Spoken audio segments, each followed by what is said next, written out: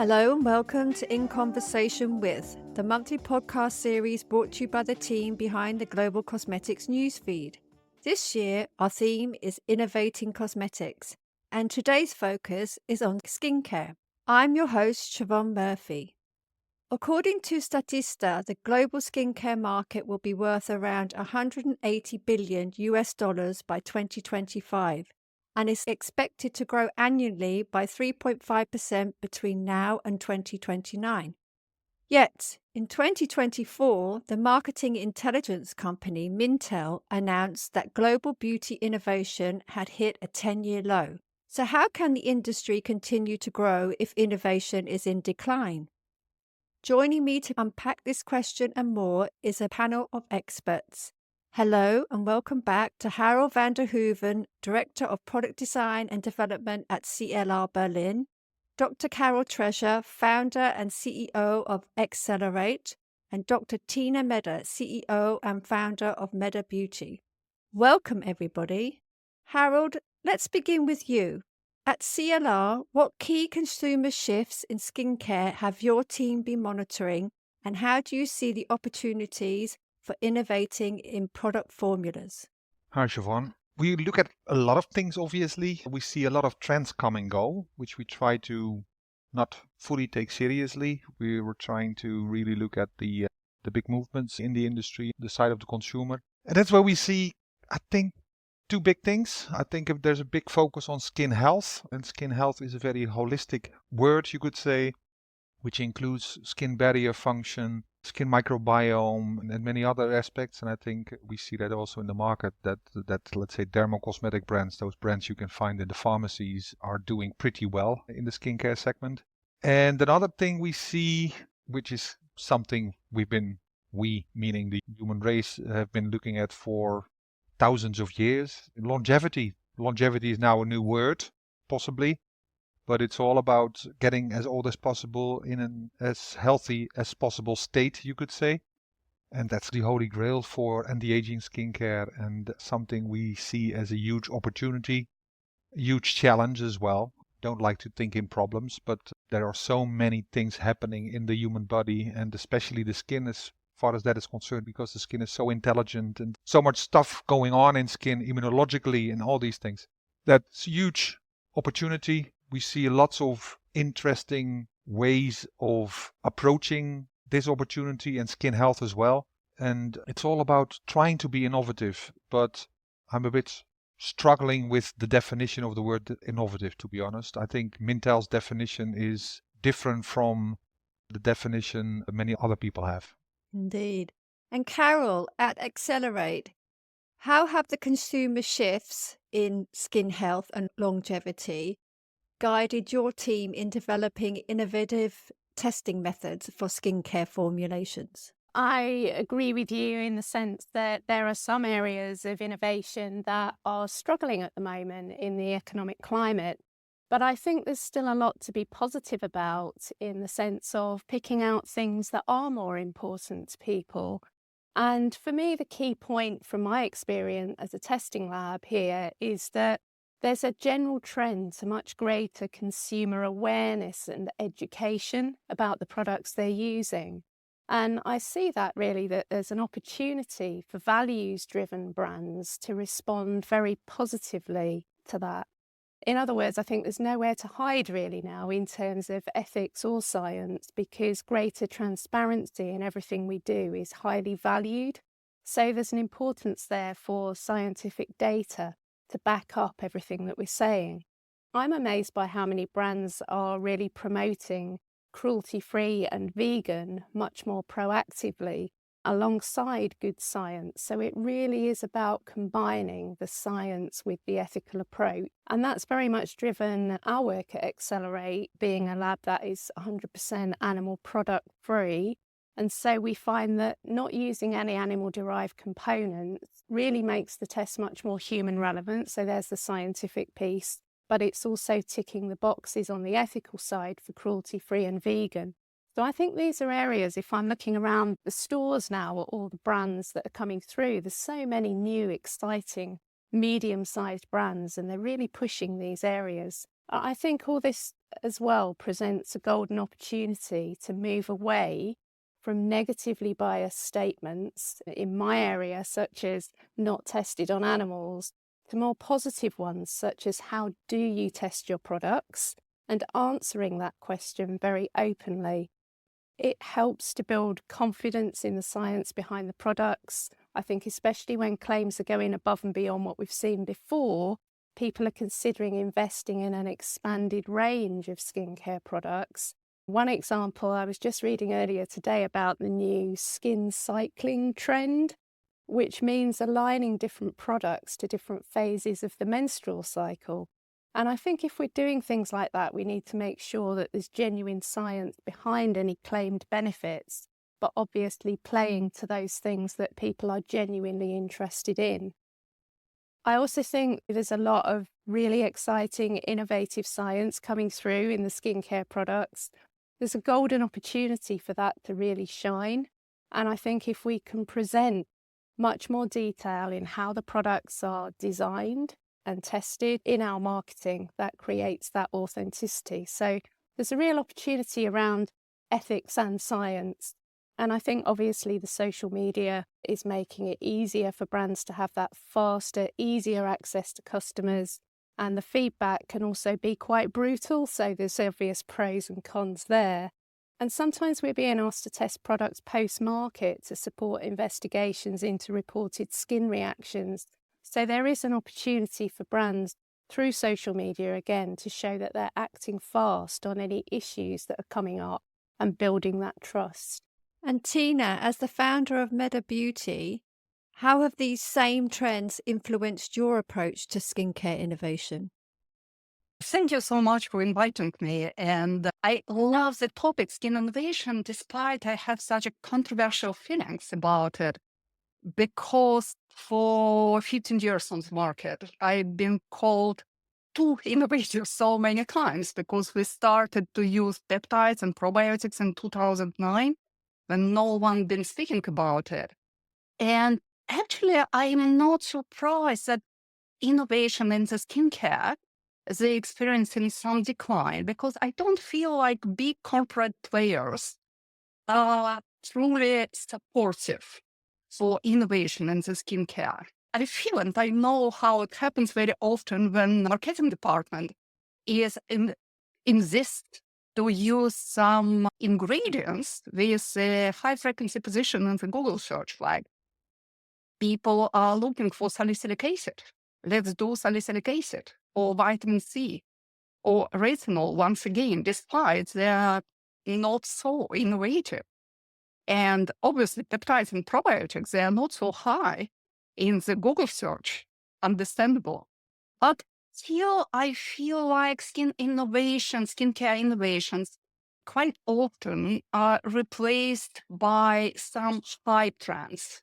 Let's do this and let's do that. And I am, despite we are using a lot of innovative ingredients, being a cosmetic safety expert by my first specialization, I still stay quite skeptical when I hear about some new hot ingredients. So my principle is to go scientific research and to see what is behind this trend. And longevity and microbiome, they're such an exciting trend, and I really dream that we can incorporate more of ingredients acting as longevity triggers for the skin, or ingredients friendly to the microbiome and supporting the skin microbiome in so many ways. But it's still sometimes it feels so controversial, and social media, sometimes I feel like social media can really support it. And another day, I'm so disappointed in what happens in social media because, for example, it's recently the social media, they've been all to support vegan trend in the skincare and cruelty-free trend. And I've seen it's such a positive movement because we should be cruelty-free. We should be more ethical. We should use alternative testing for our skincare, what we do since the very beginning. But latest trend of using beef tallow It's just disappointing. Like millions of people starting to use beef tallow, replacing their moisturizers and the real skincare. And just recently, it's a live situation. I've been meeting someone who's a skin therapist, and her daughter, she is great enthusiast of global climate and global climate change. And she was all for vegan. And we're just noticing then she has fresh acne. Why? Because she started to use beef tallow. Despite all her activism and enthusiasm. And she was like, yeah, I heard about it in TikTok. So I thought it should be great for my skin. So I think that's the long way to implement real scientific innovation in the skincare. And I really hope that we can join our efforts and do it all together, and maybe one day to get the true support from corporate laboratories as well. More science, less of marketing. That's how my dream in skincare innovation sounds. So, thinking about more science and less marketing, Harold, what technical trends has CLR been tracking and how are they shaping the future of skincare innovation for formulations? Can't say much about formulations, to be honest, because our company develops active ingredients for skincare mainly. So on like cosmetic formulations, I can't say much. But when it comes to developing and producing active ingredients, for years and years now, decades, we've used biotechnology as a key technology with which we develop and produce active ingredients. Probiotics were mentioned just now, and probiotic bacteria have been a source of activity for us since 1982, I believe it is. All those lysates and filtrates of probiotic bacteria, which are now on the market, are not new. At least the technology is not new. It's a very well established technology with proven effect and also safety. So biotechnology is for us and has always been a huge focus, and it's a technology which becomes ever more important or ever more potent, you could say, in the whole of the industry, not just our industry, not just the cosmetics industry. Look at the food industry or the pharma industry. Biotech is, and I'm an organic chemist myself, so I like synthesis and mad professor chemistry. But I also realized that bacteria and algae and plant cells and other unicellular organisms which can be grown in a fermenter are much smarter than I am when it comes to synthesizing interesting ingredients and molecules. So precision fermentation is, we think, the way forward. Synthetic biology, so really using microbes to synthesize a specific molecule for you, a protein like collagen or a collagen peptide or an elastin peptide or these kinds of things are the way forward. We think the use of enzymes from, let's say, unicellular organism, which can have really interesting benefits as well. So there are many different types of innovation on the technological level when it comes to developing active ingredients, producing them also, in ways which lead to those ingredients to be affordable for our customers. That doesn't have to be cheap, it doesn't have to be expensive to produce an ingredient based on biotech. Absolutely not. At the start it might be, but if a technology starts to establish itself, gets under control, so to say, for the technologists in the production facilities, that's where a product can be both very efficacious, very safe, and very highly biotechnological, you could say. Thinking about biotechnology, Carol, what technological advancements are influencing how you test product formulations or products at Accelerate? I totally agree with Tiina's point that there should be more science and less marketing. I also think that if we conduct the science diligently and we present it in a way that people can understand, then in a sense the marketing takes care of itself. So they're very much related. From my side, from what I'm seeing in my work, I think there's much more attention being paid now to genuinely fast, effective delivery systems across the barrier into the skin to deliver actives, and also to synergy between different ingredients and between different formulations within a range. It's almost like a nice elaborate symphony being played out in our skin by this lovely variety of interactions between all the different exciting and innovative ingredients that we're seeing coming through the pipeline. Increasingly, we're being asked to look at things like that in the in vitro claim support tests that we do, not just testing one ingredient, but several together. And I think from a safety perspective, it's certainly really important not to be testing ingredients in isolation, but thinking about the potential interactions when using multiple products and multiple product ranges together. And one example that really sticks in my mind about this is SPF products, which undoubtedly play a really important role in sun protection. But in my view, the topic has been massively hyped by some areas of industry and social media influence, so that many are actually becoming now totally paranoid about sun exposure. And this was the topic of one of the debates at the Society of Cosmetic Scientists conference last year, actually, with one of the main speakers, and how we're doing away with the benefits, the natural benefits of sunshine, because we've overhyped this whole concept of sun damage. And what we're finding is that people are applying multiple products from different ranges many times a day.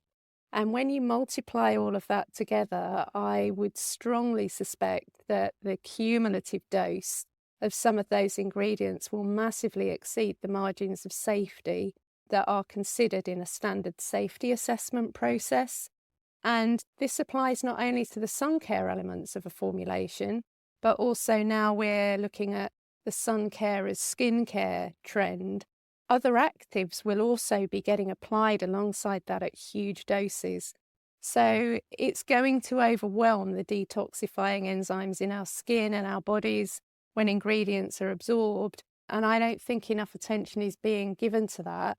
So this is an area where there's a challenge in how do we grasp that opportunity to create those lovely synergistic effects, that symphony of beneficial effects on skin health and well-being, but not overload and overdose, which again can come from erroneous marketing. So I think it's always really important to make sure that we're keeping consumer health and safety first and foremost.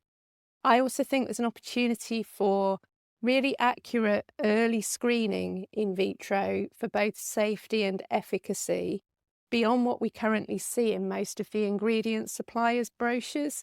It needs to go next level now, that we need to have much more solid scientific data to support those innovative ingredients so that when formulators are selecting their ingredients to put into a new product, they can have absolute confidence that they're not wasting their time and money and effort. That ingredient is actually going to do what it says. So yeah, lots of opportunities in this area, but also some red flags that we need to be aware of. And thinking about symphony for the skincare barrier, Tiina, what technological trends are helping Meta Beauty break new ground? Oh, I'm so happy to hear about using of multiple brands. Thank you so much, Carol. You can't imagine how happy I am now, because I've been speaking about it for years, and especially as we are specializing in the professional skincare solutions, it's a topic for discussion for skin practitioners, including dermatologists. And many of them, they're offering many brands at the same time, which is absolutely uncontrollable method of skin treatments, because when you offer few of retinol-based products for wearing, you never know which is the total dose of retinol. And same for other ingredients. And I agree that we desperately need more information about each of the ingredients we are using. And sometimes it's difficult to find. Fortunately, ingredient suppliers, they're really good, and they are doing themselves a lot of scientific research. But what I'm starting to find more and more, that's information about systemic absorptions of ingredients, and also what is the missing point for me, it is an information of real skin conditions. in testing ingredients and in testing formula, because speaking about the skin barrier, the basic point in testing, and we test everything on the healthy skin, right? And speaking about sunscreen in the standard test, they apply it on the back skin, not on the face.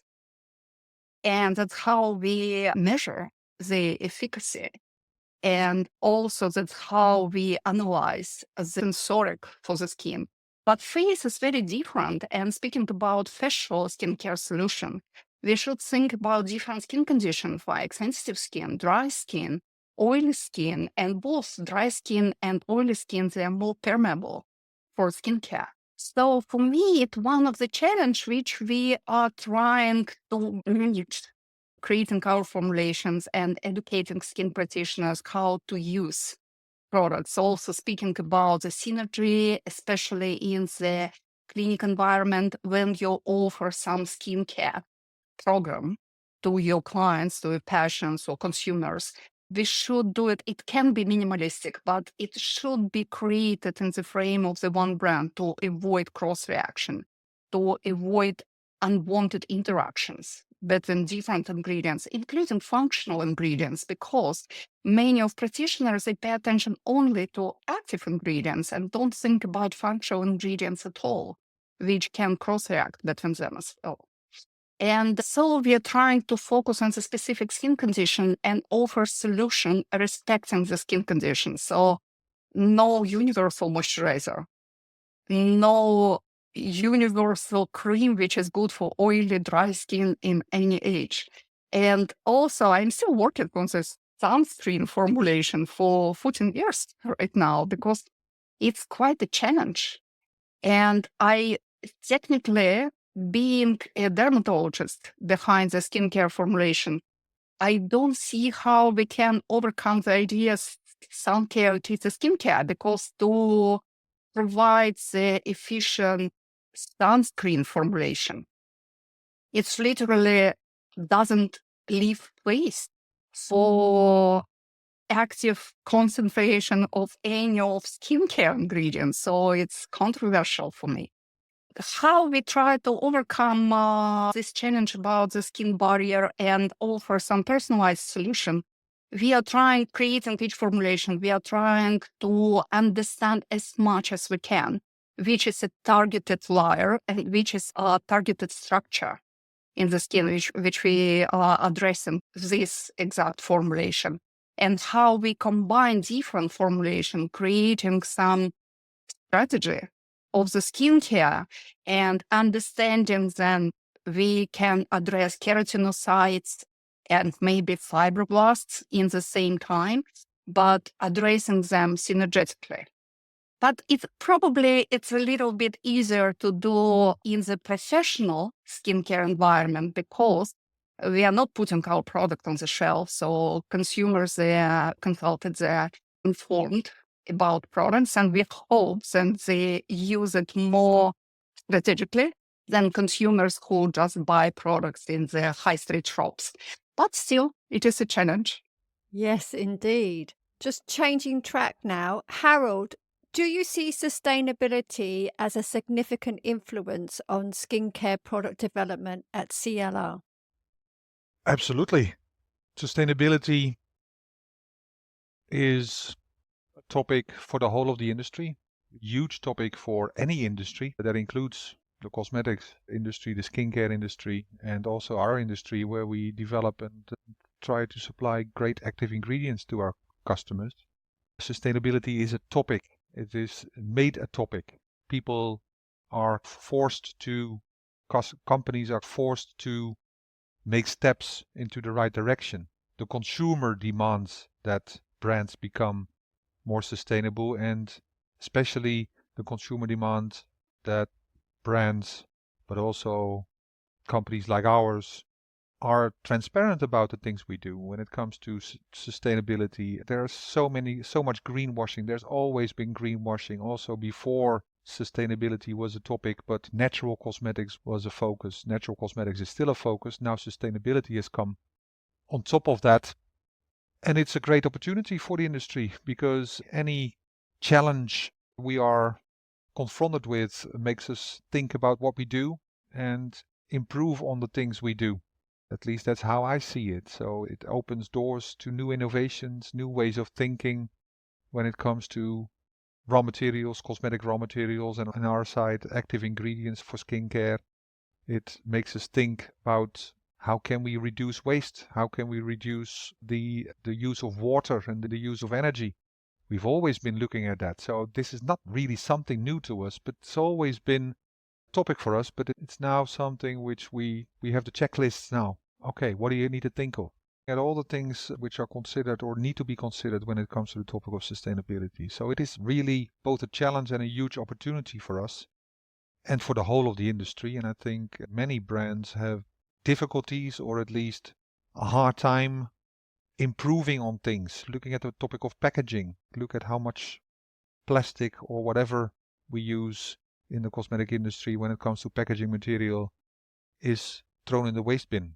Lots of interesting things to look forward to, so to say. It's really an opportunity. It's fun. At least that's how I see it. Indeed. And Carol, can you explain how sustainable principles affect the testing and formulation of skincare products at Accelerate? Sustainability is a thread that runs through every area of industry these days, but just a couple of points, I think, from my own experience, linking it back to natural ingredients. I think the demand for natural ingredients, as we all know, it's a trend that's never going to fade because there's that primal link to our ancestors. Even if we're living in a huge city, it's in our DNA and in our human nature to want to seek that comfort and health from natural sources from the earth. But currently, as we know, there's a big debate about the use of land to grow large-scale crops for cosmetics. That's clearly a problem for two reasons, because of the deprivation of space to grow food and the impact on biodiversity. But what I've seen when looking at the industry and looking at companies that are working with us, that if this is done mindfully with biodiversity considerations at heart, it can work. And Lush, for example, have many initiatives working with small-scale businesses globally, little family farms, communities in remote areas, hand in hand with those sustainability principles. And quite often, one of the things that we have been able to support with is to look at different sources of ingredients. So, for example, if a company is shifting to a more sustainable source of a particular ingredient, we can test those two alongside and say, is the new one, the more sustainable version, as safe? Is it as efficacious as the original? That's a way that we get involved with that whole process. And just one other quick thought to share. I think that in the current climate, there's a trend towards small-scale, locally made products in every industry. And so there are opportunities opening up for small indie brands to stay local, use homegrown or locally grown ingredients, and keep the carbon footprint low by making the products locally and selling in their communities. Now, that's an exciting area. I think there's also a big challenge there in terms of access to proper safety assessment processes. I'm bringing this back to safety again. But it's so important that small brands are given the support and the education that they need to ensure the safety of those products, however small they are. And I've always said that claims such as not tested on animals should never mean not tested at all. Wise words, Carol. And Tiina, how do sustainable practices support or pose challenges for Meta Beauty in product development? Sustainability, it's a trend, absolutely. And for many years, we are trying to be as much sustainable as we can using biotechnological ingredients, using natural ingredients from fair trade suppliers. But what I see as a challenge as a skincare manufacturer, first, it is a practice of use of product. For me, I think the big part of sustainability is the practice. And I don't support these ideas. And, sometimes in the conferences, the speakers who love to explain how playful should be skincare. So we should play with different colors and smells and sensorics and use dozens of products because people love it. I see skincare as an essential part for skin health, something essential for skin. It's like a food. We shouldn't play with food. We shouldn't play with eggs like we play with balls, right? So I don't think we should play with skincare. I think we should use the minimal and necessary amount of skincare individually for each of consumers. And also paradoxically, I know it doesn't sound very commercial, but I think we shouldn't push consumers to use more of skincare than they use now. I see our way is to use more concentrated product with the best stretching as we can achieve. So it is possible to use a small amount of product on the daily basis, achieving great result, and to buy one bottle of product once in 3 months, not every month or every few weeks. And another side of the practice, I see it as a dark side of the social media because now it became the necessary and mandatory part of the marketing, this influencers marketing. And also each brand should have a lot of influencers showing their products on the social media. If you don't do it, it's like you don't exist. And we don't do it, by the way, because every time we launch something new, we don't do it very often. Marketing experts, they tell them, you should send like 500 samples to influencers in different countries over the world. So it will be impactful. They will show you product to millions of people. They will show you packaging. They will speak about it. And for me, it's really painful. First of all, think about the carbon trace of sending your product to 500 people around the world. And even more for 500. We all know that big brands, they are sending thousands of samples. And also it's so useless because influencers, they never use the product, really. They show it for some stories or posts or whatever else. And after God knows what happens with this product. And even if your packaging is as much recyclable as you can do, and we do it, we do this fully recyclable, 98.5 recyclable plastic bag, do a lot of efforts to make it really as sustainable as we can. But I know that influencers will probably use 5 milliliters of 50. And after, when it is not empty, it cannot be recyclable, despite it is an airless home. So for me, it's social media strategy now. It is a big part and a big challenge of sustainability for skincare. I know it sounds a little bit unusual. I think it's very valid. So, thinking about that, Harald, what challenges and opportunities do evolving regulations present for skincare innovations? There are some boundaries when there's a legislation. The boundaries are a bit fluffy, you could say. If you look at legislatory texts in Europe, for instance, the UK won't be different. When it comes to claims, for instance, the claims legislation is grayish, you could say, very rather open for interpretation. The legislation is the legislation, and in the context of the cosmetics legislation, for instance, the claims legislation, lots and lots of brands are what I would call driving too fast. Everybody drives too fast sometimes, but many of us know where the cameras are standing or the radars are. So it's a calculated risk we're taking, and that's probably also what is the case for many cosmetics or skincare brands. We don't get caught because the authorities don't have the capacity to check on us or check on our customers. You have to say it like that because we do active ingredients, so we are a B2B company. So the real legislators are the consumers, as far as I'm concerned. The consumers will decide if your product works for them or not. It's as simple as that. And works for them in the broader sense of the word. It's not just this feels nice, this looks nice, this smells nice. It's also your communication, the way you communicate, etc., etc. And yes, marketing rules and will always rule. I'm 100% sure that we're human beings. I, as a cosmetic scientist, know a lot about cosmetics, so I tend to be rather objective when I buy a cosmetic product. But if I buy whatever, butter or something, I'd rather buy the butter from Kerry Ingredients than from Unilever because I like Ireland so much and I like a glass of Guinness once in a while, which is a totally subjective reason why I buy Irish butter. But that's us as a consumer. So marketing will always be very important for brands. And I think it's up to the scientists to level it up a bit, get involved with the science. Don't just mix oil with water. Of course, there's much more to cosmetic science than that. There's microbiology, there's rheology, there's colloid chemistry, there's so many other aspects to it.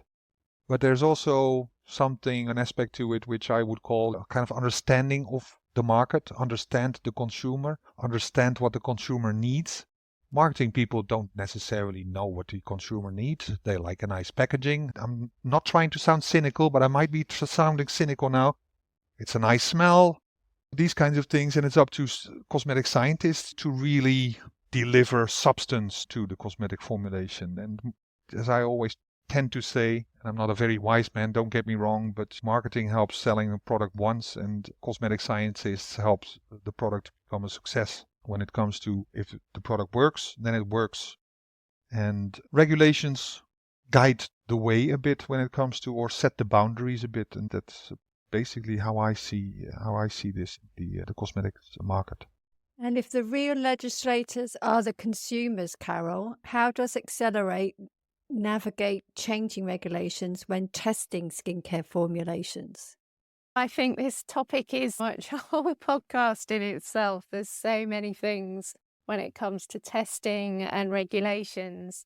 And I guess, in my opinion, there's a general theme, and that is that the regulations are out of date. And I'm going to share just 3 points why I think they are.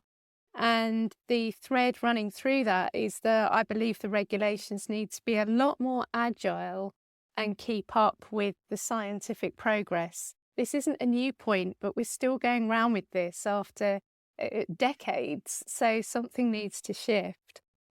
So firstly, we very much seem to be going backwards, if anything, in terms of animal testing around the cosmetic regulations. There have been several high-profile cases in recent years, animal testing required for cosmetic ingredients under REACH, for example. And I've heard just this week there's been a recent announcement by the FDA about animal testing requirement for sunscreens in the US. And this is all at a time when the new approach methodologies, or NAMs as they're called, which is all the animal-free testing methods, are accelerating beyond anything we could have dreamed of 10 years ago, and so much can be dealt with in a much more up-to-date scientific way. But the regulations are still holding us back, which ultimately means that we're not able to provide the safest products that we could from a scientific perspective. So that was really one of the main points. The second point, I'd say that it's clear in our experience day to day at Accelerate that much more data is now being requested for claim support by global regulators and advertising authorities around the world. So it's not just about safety, but very much about claim support as well. We are seeing a lot more interest in this area. There's an opportunity to use that in vitro science to support claims at that very cellular mechanistic level to understand in detail how the ingredients work and how they interact in a formulation.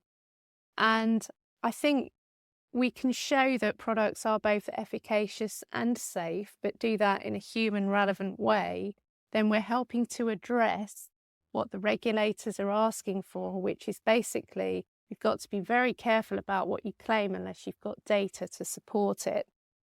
And then finally, this has come from some really interesting conversations that I've had just recently around the fact that many regulations still don't acknowledge the fact that cosmetic ingredients have a biological, physiological impact on the skin, whether tradition has accepted that or not. Otherwise, what's this conversation about? What are all the trade shows about? What's all the innovation about with these wonderful new ingredients? And I'm a biologist. My degree's in human physiology, my PhD's in skin biology. And it's always been really obvious to me that cosmetic ingredients, of course, penetrate the skin barrier. We want those active ingredients to do that. And that needs to be accepted and it needs to be regulated properly, but in a way that still acknowledges the clear differences between a cosmetic active ingredient and a drug. And there's currently a lot of confusion and debate and blurred boundaries around that, which I think are leading to increased bureaucracy at the regulatory level. And we need it to be driven by a really good scientific review and an educational piece around how we can address this going forward. Of course, I think we need to consider a lot of different factors when we're conducting a safety assessment. This is now being done actually by many of the large global players in the industry and members of initiatives like the Animal Free Safety Assessment Collaboration, who are also providing some wonderful training for other companies and stakeholders to learn how to ensure that we are doing a thorough safety assessment without using animals. And I think there's an opportunity for the regulators to really engage fully with that process so that they can update according to the latest science. But it's certainly no easy task. If the regulations are out of date, Tiina, how do the evolving regulations affect Meda's beauty and its product pipeline? Thank you so much for mentioning outdated regulation. It's what I very much wanted to speak about because it is so true. And from the point of view of dermatology, it's so strange that we pretend to agree with existing regulation, which presumes that skincare shouldn't penetrate into the skin. Then all skincare should stay on the stratum corneum, should stay on the surface of the skin, despite all of us, we know that skincare penetrates the skin. Ingredients are able to penetrate not only the epidermis, but in the dermis as well. And it is not so complicated. We know about 500 Dalton rules. So it's very much defined by the size of molecules as well as other factors. But at the same time, we don't speak about systemic absorption effect. And for me, it's what should define the difference between drugs and cosmetics. Because if we accept some cosmetic ingredients are able to penetrate into the skin, it will be much easier to create new innovative formulations without thinking how it affects our claim. Because in this world, when you cannot say anything about wrinkles treatment or acne treatment, you should always find some neutral expression. Do not be pursued by regulators. It creates a challenge and it's really delays the innovation in the skincare for me. But also another part, all ingredients, if the ingredients is absorbed systemically from the skin surface, if we apply the ingredient topically, but even in the theory, it influenced other organs, it can influence the skin health, it should be seen as drugs. And look now, the new European regulation of retinol, it's very much based on this principle because we all know that the biggest problem with retinol, it's not only the skin sensitization, it's also the systemic absorption, why it's unsafe for pregnant women. But also there's some evidence then it's just contribute to the hypervitaminosis of vitamin A.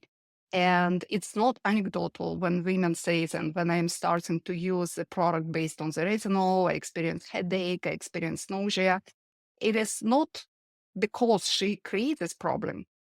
It's very probably because she has enough of vitamin A in her body, and to add the new dosage of vitamin A topically, it is not a good decision for her personally. But also, what is on another side, I feel like regulation doesn't do enough. Speaking about the claim, it's focused on some another part, but in the same time, all fear mongering or misuse of ingredients in the product name is permitted. And regulation doesn't do anything about it. I was very happy when finally this claim like free from started to be out of trends, because it's not good to put on the packaging the claim like free from chemical ingredients. Everything is chemical. And we cannot say that chemistry is dangerous, right? All free from parabens, all free from SLS. All ingredients which is a part of international nomenclature of cosmetic ingredients. They're well tested and concentrations are defined by the regulations. So these free from claims, it is a pure case of fear mongering. And also another thing, the product naming, because I see also following the trend, for example, with peptide brands, very often brands use name peptides in the name of the product, despite there are no peptides inside at all. I've been asked help analyze some article in the magazine about the best neck products. And in the first place was a product called T-peptide. And that wasn't any peptide in the formulation. There'd been 3 essential oils, which have been called in the explanation and the description of the product on the website, then our own complex, which we call peptide. It should be regulated, right? So at the same time, regulations are too much and not enough, and definitely outdated. So I hope then we will see a lot of changes in the upcoming years, and I see some progress in this area. And finally, let's wrap up with some inspiration. Harald, which skincare products excite you the most right now and why? Devices. I think there are quite a few devices which are really interesting and show some really potent results. Photobiomodulation, LED masks, these kinds of things, for instance. They have some good data and some good science behind them. Interesting, really interesting stuff which is happening on that side. Of course, on the active ingredient side, we always have new trends and stuff which don't really excite me much, to be honest. Let's see how long exosomes will be on the market until they are out of trend, like CBD was and now is out of trend, and resveratrol before that, and apple stem cells before that, etc., etc. But for us, it's all about activity and consumer relevant activity, something the consumer sees and feels. That's something we look at, and that's where we just have to work to get stuff done. And that's where we get a lot of inspiration from nature. We as human beings, we are, from an evolutionary point of view, we are flawed. We're not really well evolved as an animal species, you could say. But if you look at other animal species like turtles, for instance, or I think they're called bowhead whales or bowhead whales, which is another animal species, but a species which grows like 200 years old and grows old healthily. How does it do it? How do these species live long and live as healthy as they do?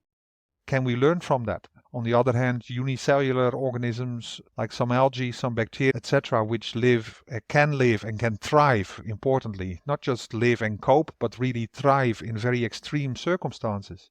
How do they do that? How do they get to this, let's say, biological strength they have, their ability to adapt, which makes them so successful?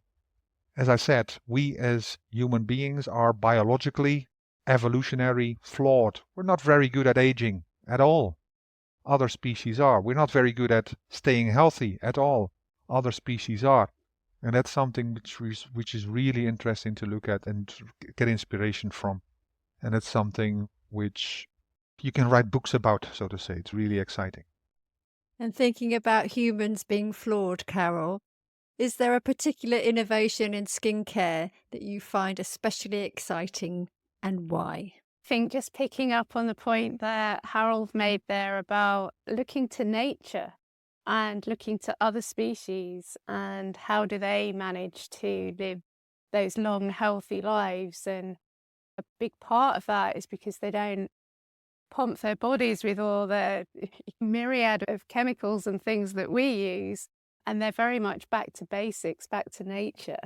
And for me, both in my work and also as a consumer myself, I would say that the things that really inspire me at the moment are the things that link back to nature when we see that ancient wisdom and those age-old traditions paired up with modern science. For example, if we just think about vitamins, vitamins have been consumed by humans for thousands of years in food and also creating extracts to place onto the skin. There's nothing new about using vitamins in skincare.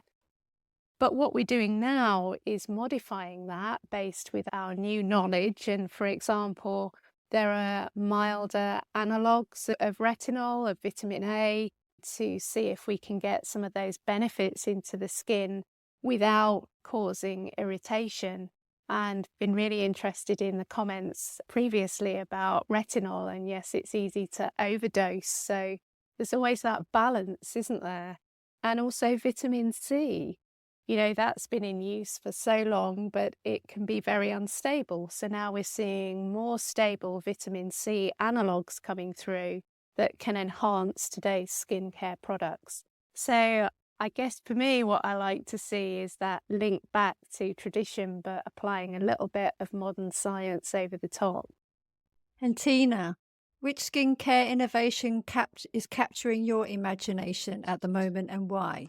Oh, I am still very much captioned about the better understanding of the nature, like it was said previously, and especially by the better understanding of traditional medicine recipe, because it's absolutely fascinating how people centuries and 1,000 years ago could find the solution which now we can explain scientifically.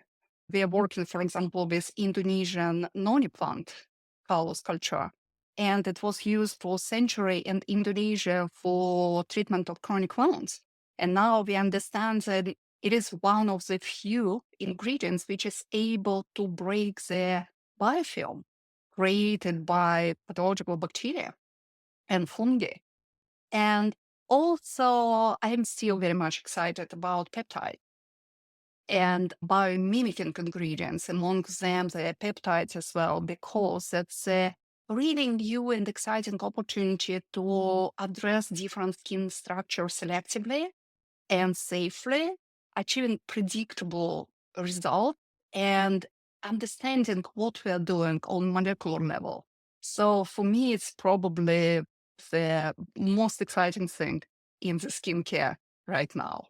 Thank you very much to Harald, Carol, and Tiina for joining me today, and to our listeners for tuning in to In Conversation With.